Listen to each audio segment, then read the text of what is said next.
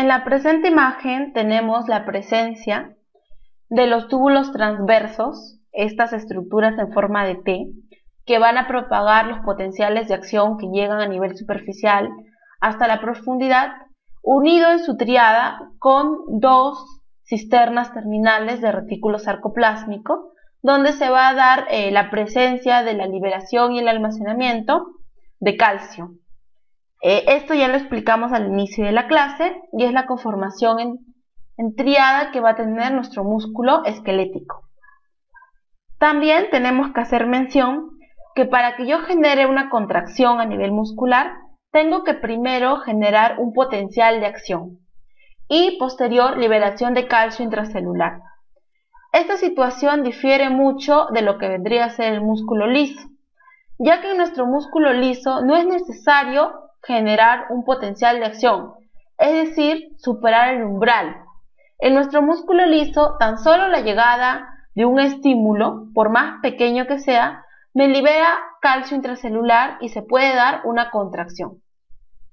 Cosa que no sucede en el músculo esquelético, donde yo necesariamente necesito un potencial de acción. Para el acoplamiento, excitación, contracción en el músculo esquelético, yo voy a tener una serie de pasos que voy a resumir en el presente esquema. Primero, un potencial de acción llega a mi membrana celular, donde se va a propagar a través de mis túbulos T por transmisión de corrientes locales, desde la superficie hasta la profundidad. Posteriormente, voy a tener la despolarización de estos túbulos T. Esta despolarización va a generar un cambio en la conformación de los receptores de dihidropiridina a nivel de mi túbulo T, así como un cambio en la conformación de los canales que liberan calcio a nivel de retículo sarcoplásmico, es decir, de los receptores de rianodina. Cabe resaltar que entre los receptores de rianodina y los receptores de dihidropiridina, los necesarios y esenciales para el mecanismo de liberación de calcio y por tanto contracción son los receptores de rianodina. Posteriormente yo voy a tener un aumento de calcio intracelular debido a la salida de calcio de mi retículo sarcoplásmico y la unión de este calcio a mi troponina C.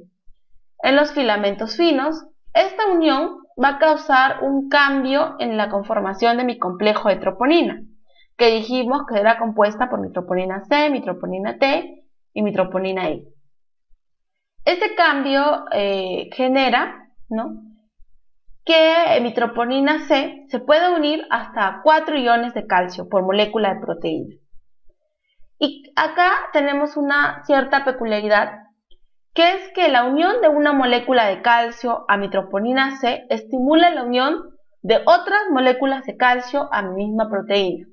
Es decir, que así yo tenga un pequeño aumento de concentración de calcio, vamos a tener muchas posibilidades que otras moléculas de calcio se unan y activen mi contracción. Posteriormente, mi tropomiosina se mueve y va a permitir la unión y la interacción entre mi actina y mi miosina, formando lo que se denomina puentes cruzados. El ciclo de los puentes cruzados es un ciclo que vamos a ver más adelante, donde la principal importancia es la generación de fuerza. Y luego vamos a tener que de nuevo se reacumula calcio en mi retículo sarcoplásmico y se da el proceso de relajación. Aquí tenemos un músculo en estado de relajación, donde tenemos acá la presencia de una banda A con filamentos gruesos de miosina y las bandas I con filamentos delgados de actina principalmente. Ante un proceso de contracción, lo que vamos a tener es que como unos dedos, estas bandas, estos filamentos delgados, van a ingresar a la banda A, ingresan, y generan la formación de la unión de la miosina con la actina, generando puentes cruzados, donde se va a generar energía y el proceso de contracción propiamente dicho. Esta imagen nos esquematiza mejor el proceso de contracción. Viene un potencial de acción que genera que el calcio que está dentro de mi retículo sarcoplásmico se libere hacia mi intracelular. hay un aumento de calcio intracelular que genera la contracción y la unión y formación de puentes cruzados en la unión de mi actina y mi miosina, es decir, interacción de mis filamentos gruesos con mis filamentos delgados. Y aquí también podemos observar que el principal transmisor de este potencial de acción hacia la profundidad es mi túbulo transverso. Y aquí se encuentra mi tríada de la contracción. Este ciclo que vamos a presentar a continuación es el ciclo de los puentes cruzados. Primeramente tenemos aquí a este nivel que mi cabeza de miosina se une a mi filamento de actina, ¿verdad? Nos quedamos aquí en el paso número 5, donde mi actina se une a mi miosina. Se une y forma un puente cruzado, pero lo particular de esto es que yo no tengo nucleótidos unidos. Luego va a venir un ATP y se va a localizar en lo que se llama hendidura de la cabeza de miosina, generando que esta miosina cambie su conformación y se libere de mi actina, se libere. Posteriormente, esta hendidura se cierra, ¿no? Y mi ATP se hidroliza a un ADP y un fósforo. Cuando hay esta hidrólisis, mi molécula, mi cabeza de miosina, se mueve hacia el extremo positivo de la actina, hacia acá. Se mueve. Y luego la cabeza de miosina se une de nuevo a la actina. Y esta unión va a generar un golpe de potencia o una fuerza. Pero en esta unión ya no voy a tener fósforo, solo voy a tener un ADP. El ADP se libera, ¿no? Se libera después del movimiento que hizo, se libera. Y de nuevo entramos al primer paso, que viene a ser rigor, es decir, ausencia de nucleótidos unidos. Este ciclo de puente cruzado va a ser el que va a generar la fuerza a nivel de mi contracción y el movimiento entre mi cabeza de miosina y mi molécula de actina. Hay también la presencia de un mecanismo que se llama el mecanismo del tétano. El tétano es donde se va a dar una contracción sostenida. Vamos a explicarlo así. Un único potencial de acción va a dar lugar a la liberación de una cantidad de calcio fija, ¿verdad? Y se va a producir una contracción. Pero posteriormente a esta contracción tiene que haber una relajación. ¿Por qué? Porque hay un ingreso de calcio a mi retículo sarcoplásmico. Sin embargo, ¿qué pasa en el mecanismo del tétano? En el mecanismo del tétano pasa que el músculo se estimula muy rápido y en varios tiempos. Entonces no hay un tiempo suficiente para que el retículo sarcoplásmico meta el calcio. Y por tanto la concentración intracelular del calcio siempre está alta, incluso cuando se encuentra en relajación aparente. Entonces esta concentración intracelular de calcio alta da lugar a que el calcio se una repetidamente a la troponina C y que el ciclo de los puentes cruzados esté siempre presente. Y en este caso va a existir una contracción sostenida llamada tétano. Y este es el mecanismo por el cual se da el tétano, es decir, no hay un tiempo para que el calcio vuelva al retículo sarcoplásmico. Posteriormente vamos a tener una serie de relaciones, tanto una relación longitud-tensión como una relación fuerza-velocidad, que va a ser importante para explicar lo que vendría a ser la contracción muscular. La relación longitud-tensión, en pocas palabras, se refiere al efecto de la longitud sobre la tensión en la fibra. Y aquí vamos a tener el concepto de contracción isométrica. ¿Qué quiere decir contracción isométrica? Es aquella contracción en donde la longitud está constante. Es decir, por ejemplo, un fisicoculturista, ¿no?, que levanta una barra de 100 kilos, por ejemplo, la tensión que va a desarrollar por levantar esta barra va a ser muy grande, pero no hay acortamiento ni movimiento muscular, ya que la longitud es permanente. En estos casos se va a dar una contracción isométrica. Tengo también dentro de la relación longitud-tensión, en función a la longitud prefijada, las siguientes mediciones de tensión y los siguientes conceptos. Tensión pasiva es la tensión que se desarrolla al estirar un músculo a diferentes longitudes. Por ejemplo, si yo tengo una banda de goma, a medida que la estiro progresivamente, a longitudes cada vez mayores, voy a ver cuánta tensión me da. La tensión activa, por otro lado, es la tensión que representa la fuerza que yo desarrollo durante los ciclos de los puentes cruzados que hemos visto que se da, ¿verdad? Y la tensión total es la suma entre la tensión que desarrolla el músculo cuando es estimulado para contraerse, ¿no?, más la fuerza del ciclo de los puentes cruzados. Luego tenemos el concepto a este nivel de, vamos a tener aquí que hacer hincapié en lo que viene las unidades motoras. Las unidades motoras, esto lo vamos a ver en lo que viene a ser control motor posteriormente, pero vamos a explicarlo. Cuando yo tengo una unidad motora chica, pequeña, como en este caso viene a ser el ojo, voy a tenerlo en músculos que realizan movimientos muy finos, ¿verdad? Y voy a tener en contraste unidades motoras grandes en músculos que realizan movimientos gruesos, como músculos para la postura. Aquí simplemente me grafican que ante estímulos mayores o permanentes yo voy a tener más respuesta muscular.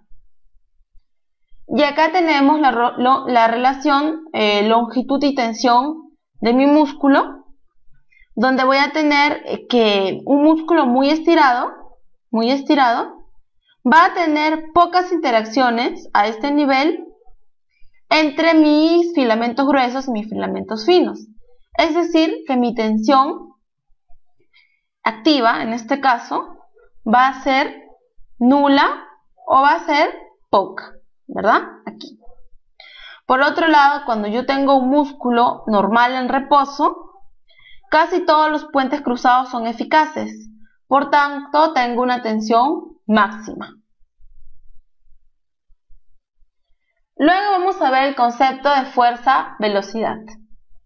El concepto de fuerza-velocidad describe a qué velocidad de acortamiento estamos cuando varía la fuerza con la que se contrae el músculo, o también se llama poscargo.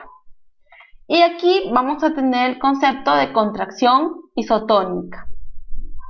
Y la velocidad de acortamiento va a reflejar la velocidad de formación de puentes cruzados. Por ejemplo, si tenemos el ejemplo de la contracción a ese nivel isométrica con un cargador de pesas, en mi contracción isotónica voy a tener el ejemplo de levantar una pluma, por ejemplo. ¿Cuán rápido puedes levantar una pluma en comparación con una tonelada de ladrillo, por ejemplo, ¿no? La fuerza que tú vas a tener en levantar una pluma va a ser menor, por tanto la velocidad va a ser más rápida. En cambio, si tú vas a levantar un ladrillo o un montón de ladrillos, la velocidad va a ser menor porque la fuerza va a ser mayor. Y esa va a ser la relación a este nivel. Ahora hemos visto todo lo referente a músculo esquelético. Posteriormente vamos a hacer el proceso de contracción a nivel de mi músculo liso. Para esto tenemos que conocer las características de mi músculo liso. Mi músculo liso, como ya lo mencionamos, no va a tener estriaciones, que en el caso de mi músculo esquelético y mi músculo cardíaco sí van a estar presentes.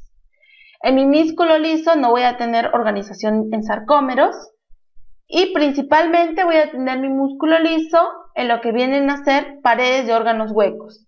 Por ejemplo, en mi tracto gastrointestinal, ¿en donde más? En mi vejiga, en mi útero, en mi vasculatura, en mis uréteres, en mis bronquios, en mis bronquiolos y en mis músculos oculares principalmente. El músculo liso va a tener dos funciones importantes. El primero es producir motilidad. Por ejemplo, si estamos hablando de mi tracto gastrointestinal, propulsar quimo, o sea, movilizar el quimo, o si estamos hablando de mi uréter, movilizar la orina. Y la otra función importante que va a tener mi músculo liso va a ser mantener la tensión. Por ejemplo, a nivel de mis paredes, de mis vasos sanguíneos, principalmente. Esto es un esquema donde vamos a ver cómo está conformado mi músculo liso. Y vemos acá que no va a tener conformación en sarcómeros, sino va a ser fusiforme.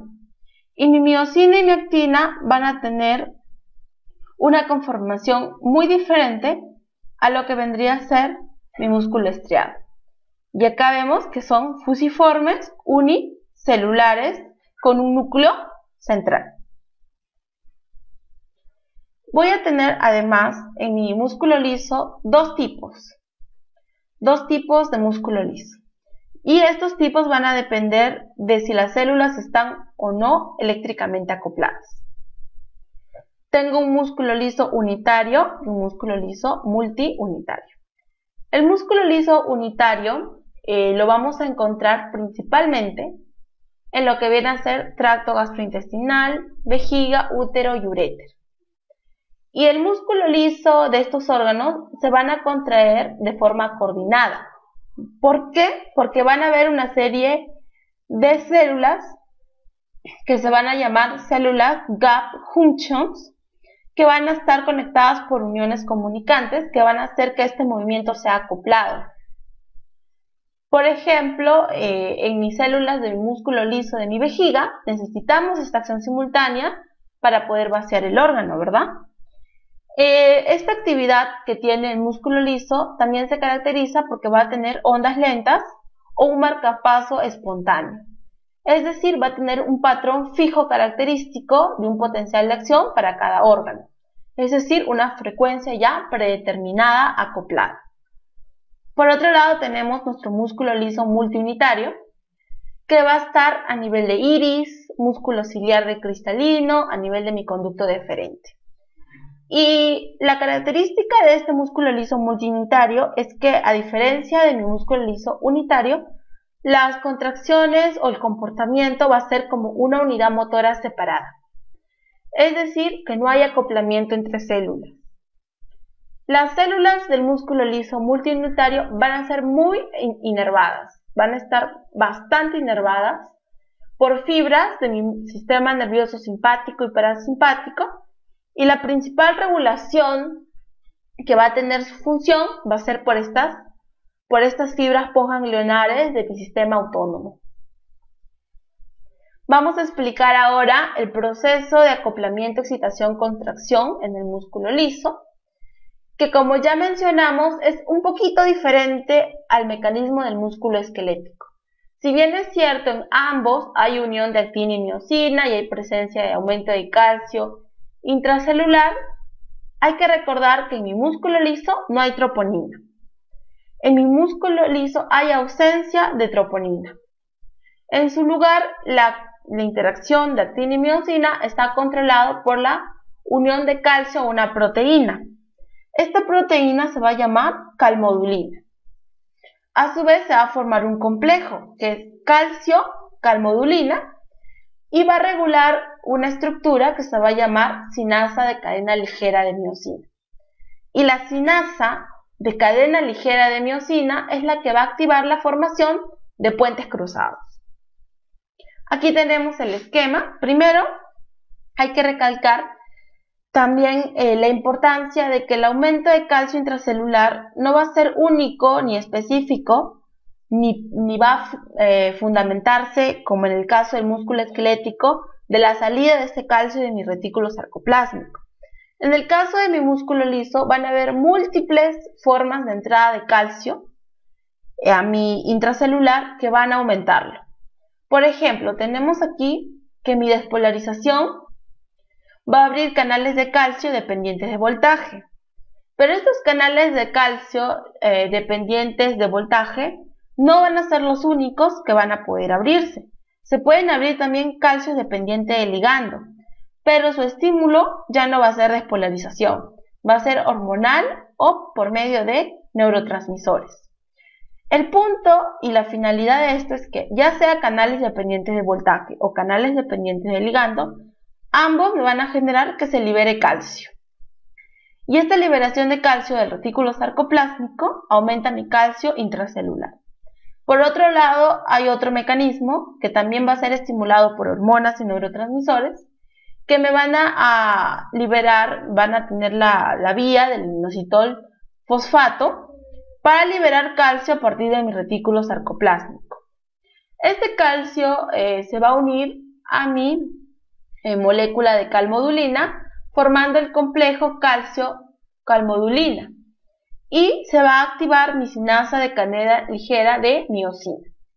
Una vez activada esta sinasa de cadena ligera, se fosforilan las cadenas ligeras de miosina. Tiene que haber el proceso de fosforilación.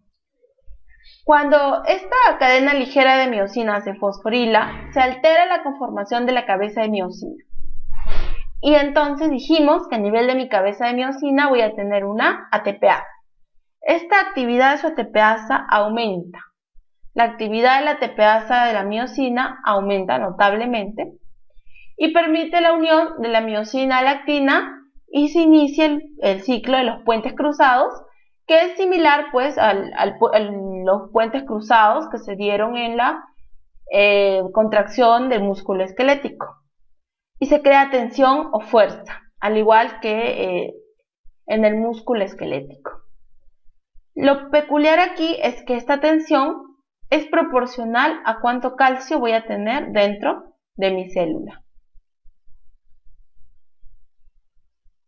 Entonces, voy a tener principalmente, después de todo este proceso, que además de los efectos de la miosina descritos, ¿no?, en esta unión de puentes cruzados, este complejo calcio-calmodulina que tenemos aquí va a inducir también efectos sobre dos proteínas, pero a nivel de mi filamento fino. Estas proteínas se van a llamar calponina y caldesmón. Entonces, en concentraciones muy bajas de calcio intracelular, la calponina y el caldesmón unen actina y por tanto inhiben la miosina ATPasa y evitan su interacción entre actina y miosina. Cuando el calcio intracelular aumenta, el complejo calcio-calmodulina produce la fosforilación de la calponina y el caldesmón. Entonces, la liberación de la inhibición de la miosina ATPasa se da, es decir, que la miosina ATPasa se deja de inhibir y se facilita la formación de puentes cruzados entre actina y miosina. Posteriormente, cuando este calcio desciende por debajo de los niveles, se da la relajación, al igual que a nivel de mi músculo esquelético. Tenemos aquí los tres mecanismos que van a intervenir en la entrada de calcio a mi músculo liso.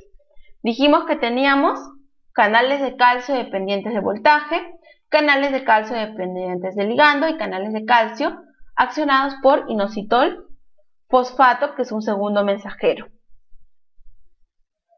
En esta imagen tenemos mi canal de calcio dependiente de voltaje que genera entrada de calcio y aumento de calcio intracelular. Tenemos el canal de calcio dependiente de ligando, que también se encuentra en la membrana sarcolémica, que es esta membrana de aquí, pero no están regulados por cambios en el potencial de membrana, sino por receptores. Aquí vienen una hormona o un neurotransmisor que va a interaccionar con un receptor específico en la membrana a través de una proteína G. Esta proteína G fija GTP, ¿no?, y hace que el canal se abre y el calcio fluya a favor del gradiente electroquímico hacia adentro.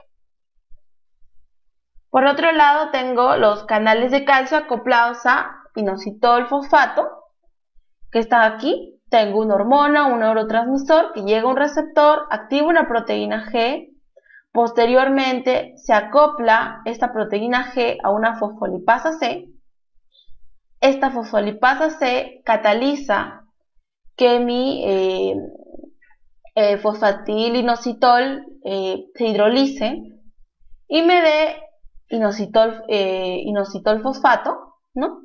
Y este inositol fosfato genera a nivel de mis receptores de rianodina en mi retículo sarcoplásmico la liberación de calcio hacia mi intracelular.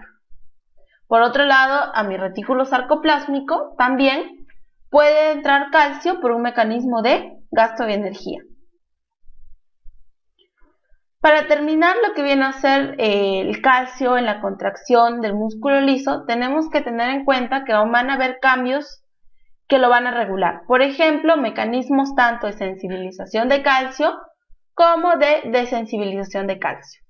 ¿Qué mecanismos están dentro de la sensibilización del calcio? Por ejemplo, si yo tengo mucha concentración de calcio intracelular, si yo tengo también una activación de micinasa de cadena ligera de miosina, por tanto se forman más puentes cruzados y se produce más tensión. Esto quiere decir que mi calcio se sensibiliza. Por el contrario, si existe una activación de la fosfatasa de cadena ligera de miosina, se forman menos puentes cruzados y se produce menos tensión. Es decir, mi calcio se desensibiliza. Vamos a hacer posteriormente lo que viene a ser aquí las diferencias entre mi músculo esquelético, mi músculo cardíaco y mi músculo liso. Pero vamos a poner énfasis en mi músculo esquelético y en mi músculo liso. Morfología: en mi músculo esquelético, largo cilíndrico. En mi músculo liso, fusiforme.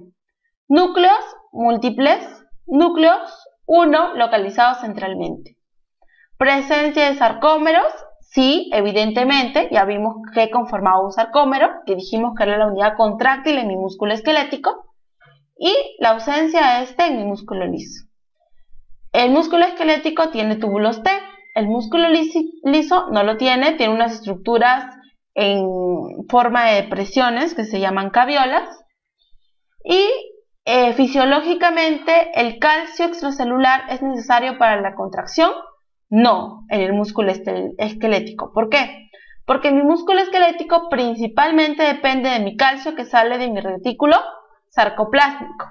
Por otro lado, mi músculo liso sí va a necesitar o va a tener una participación de calcio extracelular que va a entrar por todos los canales de calcios que hemos mencionado, que son múltiples. En el músculo esquelético, la formación de unidades de deslizamiento por puentes cruzados se da por la unión de mi calcio y mi troponina C, que pueden ser hasta 4, ¿verdad? En cambio, en mi músculo liso, la activación va a ser por la formación del complejo calcio-calmodulina. El control de la contracción son neuronas motoras, a este nivel principalmente, porque dijimos que era voluntario, ¿verdad? En cambio, en mi músculo liso, era hormonal por neurotransmisores o nervios autonómicos, sistema nervioso simpático o parasimpático.